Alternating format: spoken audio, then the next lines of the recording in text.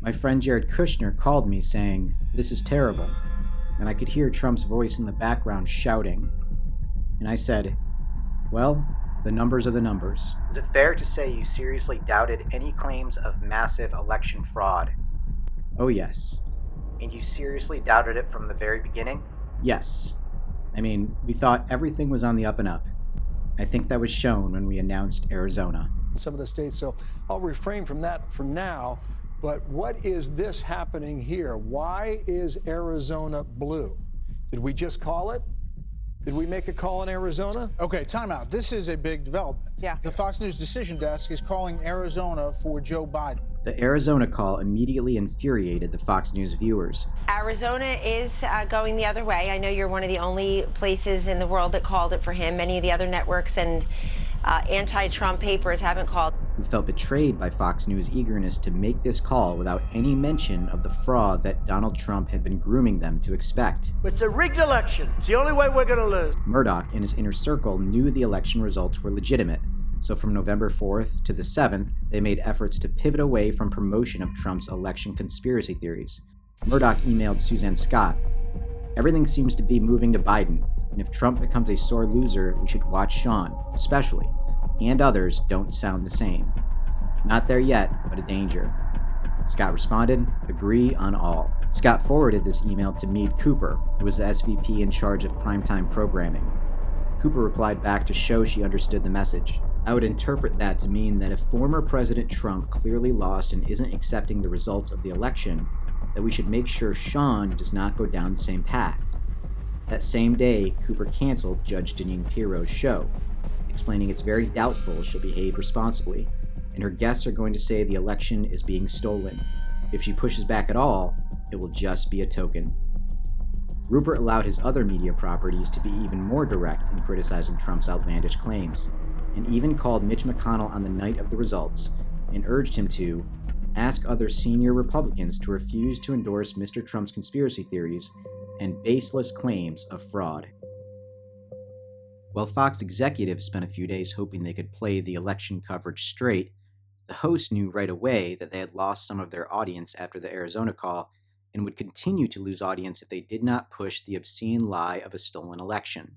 Sean Hannity, in a three-way text to Tucker Carlson and Laura Ingraham, commented on the Arizona call and the network's perceived acceptance of the election results. In 1 week, they destroyed a brand that took 25 years to build, and the damage is incalculable.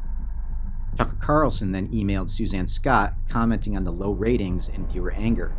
"I've never seen a reaction like this to any media company. Kills me to watch." Carlson knew this was coming. As early as November 5th, he emailed Suzanne Scott about how the network should proceed after the fallout of the Arizona call, saying, "We need to be on war footing." By the end of the week, the executives would be repeating the exact same phrase. On November 7th, Fox News officially called the 2020 election for President-elect Joe Biden, and the blowback from angry Fox viewers grew exponentially. Fox News is going to tell you to sit on your couch and accept that this election was stolen from you like a good little, person.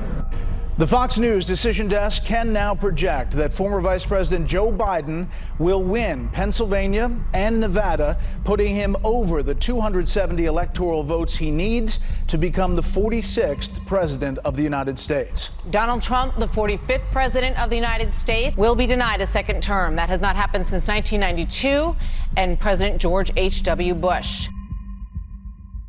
Fox News executives were also concerned about losing viewers to more extreme far-right competitors. Where'd you get your news from? OAN, baby. OAN? They're a lot more honest than you. Even Fox News is crooked. In the days after the election, Senior Vice President Raj Shah shared the results of his Brand Protection Unit polling, saying, "Our brand is under heavy fire from our customer base. Our concern is Newsmax and One America News Network." Shah reported that positive impressions of Fox News among our viewers dropped precipitously after Election Day to the lowest levels we've ever seen, and that on our current course, if not already, then by the weekend, opinion of Fox News from our core viewers will be underwater. Fox executives now knew they could not do both honest reporting and keep their viewers.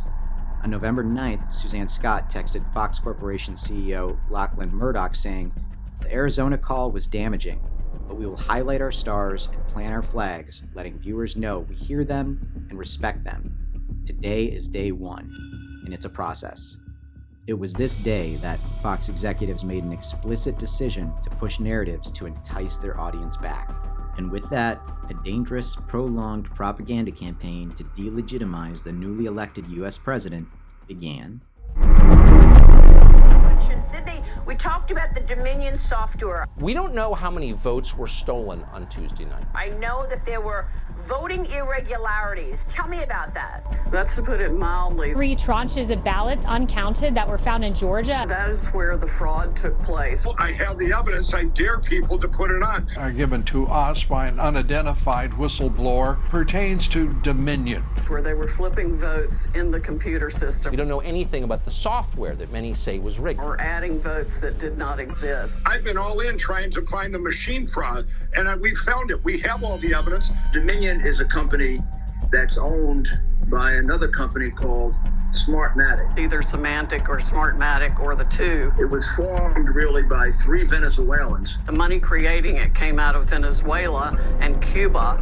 A whistleblower who also saw what happened in Venezuela. It was created for the express purpose of being able to alter votes and secure the re-election of Hugo Chavez. Smartmatic, which is a company that was founded in 2005 in Venezuela. The company is called Dominion, for the specific purpose of fixing elections. Do you believe, since at least the time that Fox News called the election on November 7th, that Joe Biden was legitimately elected the President of the United States?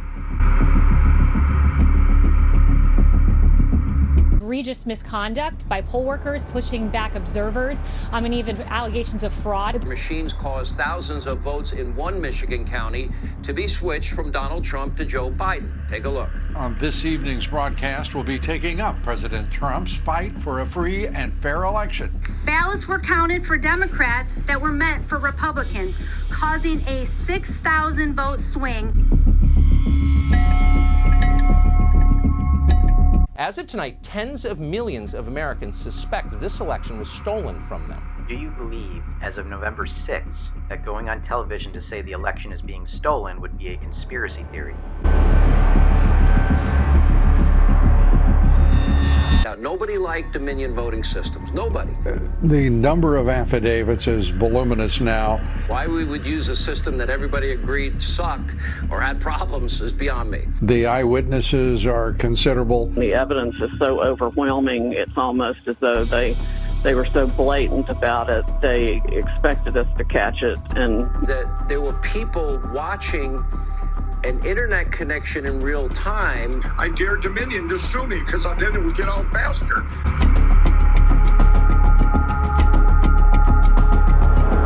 Sidney Powell, good luck on your mission. Thank you so much for being with us tonight.